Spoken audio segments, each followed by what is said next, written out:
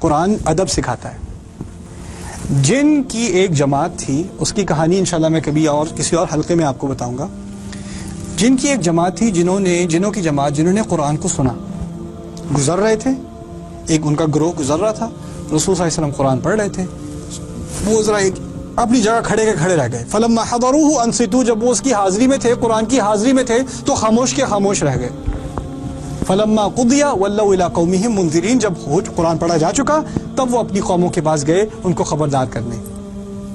ایک خطبہ سننے کے بعد، ایک کچھ تھوڑی سی آیات سننے کے بعد وہ مسلمان بھی ہو گئے اور دائی بھی ہو گئے. اچھا، اب ان جنوں کے بارے میں انہوں نے ایک تقریر کی، جنہوں نے مسلمان ہونے کے بعد کچھ باتیں کہیں، اور وہ باتیں اتنی خوبصورت ہیں کہ اللہ تعالیٰ نے ان کو نازل کر دیا اور سورہ جن کا حصہ بنا دیا. سورۃ الجن میں ان کی کچھ باتوں کا ذکر ہے. ان میں سے ایک جو بڑی پیاری بات جنہوں نے کی، بہت خوبصورت بات ہے. کہتے ہیں وَأَنَّا لَا نَدْرِي أَشَرٌ أُرِيدَ بِمَنْ فِي الْأَرْضِ أَمْ أَرَادَ بِهِمْ رَبُّهُمْ رَشَدًا. ہمیں کوئی علم نہیں تھا کہ کیا زمین والوں کے لیے کسی برائی کا ارادہ کیا گیا ہے یا ان کا رب ان کے لیے کوئی اچھائی چاہتا ہے. میں دوبارہ ترجمہ کرتا ہوں. ہمیں کوئی علم نہیں تھا کہ کیا زمین والوں کے لیے کسی برائی کا ارادہ کیا گیا ہے یا ان کا رب ان کے لیے کوئی اچھائی کا ارادہ رکھتا تھا. اب دو ارادوں کا ذکر ہے، اچھائی کا ارادہ اور برائی کا ارادہ. جب اچھائی کے ارادے کی بات آئی تو کہتے ہیں کہ کیا ان کے رب نے ان کے لیے کوئی اچھائی رکھی تھی، کسی اچھائی کا ارادہ رکھا تھا.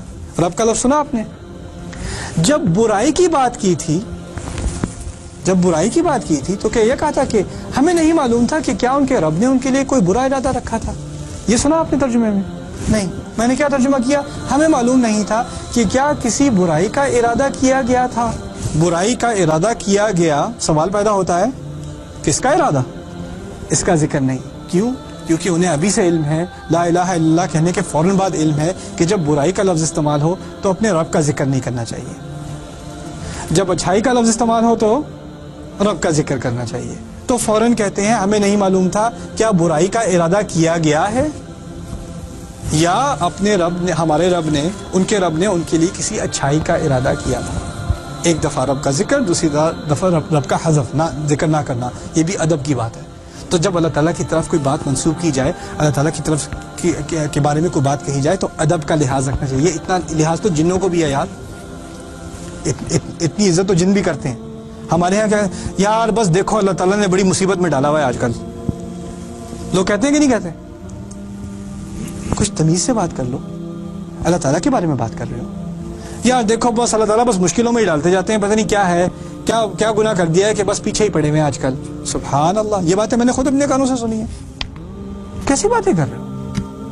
یہاں تک جن کو تو اتنا خیال ہے کہ کوئی اللہ تعالیٰ نے کوئی سزا مقرر بھی کی ہوتی تو وہ اس لفظ کو اس کے ساتھ استعمال نہ کرتے.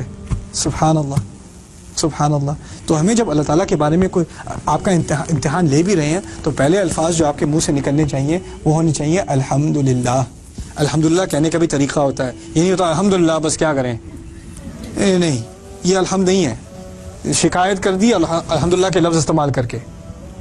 ہم کا معنی ہے مجھے کوئی شکایت نہیں، میں خوش ہوں، میں اللہ تعالیٰ کی تعریف میں لگا ہوا ہوں اور اس کا شکر گزار ہوں. جو بھی کر رہا ہے وہ صحیح کر رہا ہے، اس کو میرے بارے میں بہتر پتہ ہے اور میں اپنا کچھ خیال کر سکتا ہوں، وہ مجھ سے بہت زیادہ خیال کرتا ہے. میرے رب سے زیادہ میرا خیال کون کرے گا؟ میں تو خود نہیں کر سکتا. یہ اس بات کا احساس، ان جذبات کا احساس انسان کو اس وقت ہونا چاہیے جب اس کی زبان سے کون سے الفاظ نکلیں؟ الحمدللہ. اور خاص کر جب مشکل اوقات ہوں، مشکل معاملہ ہو، اس وقت ان الفاظ کو دل سے کہنا چاہیے، صرف زبان سے نہیں. اللہ تعالیٰ ہمیں دل سے الحمدللہ کہنے کی توفیق دے اور بار بار دے. بارک اللہ لی ولکم، والسلام علیکم. دین کی بات پھیلانا صدقہ جاریہ ہے. ثواب کی نیت سے ویڈیو کو شیئر ضرور کیجیے. جزاک اللہ.